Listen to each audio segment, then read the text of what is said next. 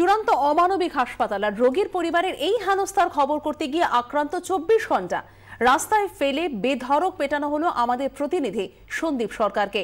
মাথায় মারাত্মক চোট নিয়ে বাইপাসের হাসপাতালে চিকিৎসাধীন সন্দীপ। হাসপাতাল কর্মীদের গুন্ডাগিরির হাত থেকে রেহাই পাননি অন্য চ্যানেলের মহিলা সাংবাদিকও। সরকারি হাসপাতালে পুরনো নোটে ছাড় শুক্রবার রাত পর্যন্ত, কিন্তু বেসরকারি হাসপাতাল সে নিয়মের বাইরে। নামী নার্সিংহোমে চিকিৎসা করাতে এসে তাই চোখের জল ফেলতে হচ্ছে রোগীর পরিজনদের।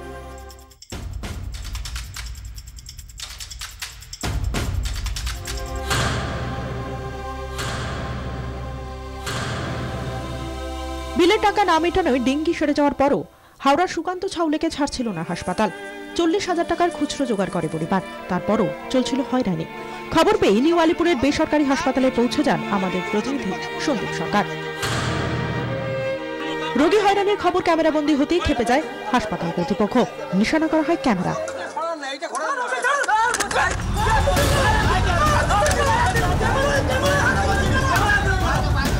এরপর সন্দীপের ওপর চড়াও হয় হাসপাতালের লোকজন। হামলে পড়ে নিরাপত্তারক্ষীরাও।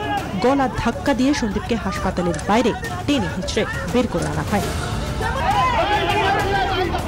তারপর শুরু হয় রাস্তায় ফেলে বেধড়ক মার। হাসপাতালের গুন্ডাদের হাত থেকে রেহাই পাননি অন্য চ্যানেলের মহিলা সাংবাদিকও।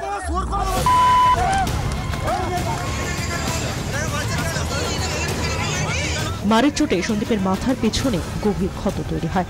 রক্তাক্ত সন্দীপকে উদ্ধার করেন অন্যান্য রোগীর আত্মীয়রা।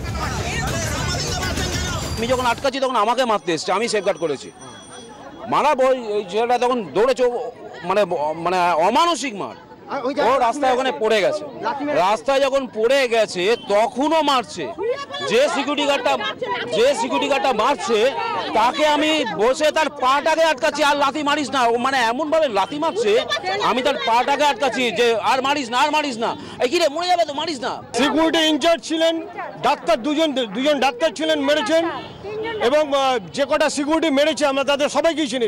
ফেলে মারা হয়েছে তাকে রাস্তাতে, তার মাথায় চোট লেগেছে এবং সে সেটি দাঁড়াতে পারছিল না।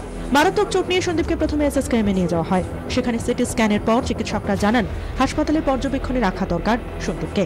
তড়িঘড়ি তাকে একটি বেসরকারি হাসপাতালে নিয়ে যাওয়া হয়। এখন সেখানেই চিকিৎসা চলছে।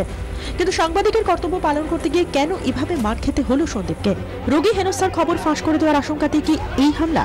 প্রশ্নের উত্তরে অবশ্য মুখে কুলুপ নিউ আলিপুরের বেসরকারি হাসপাতালে।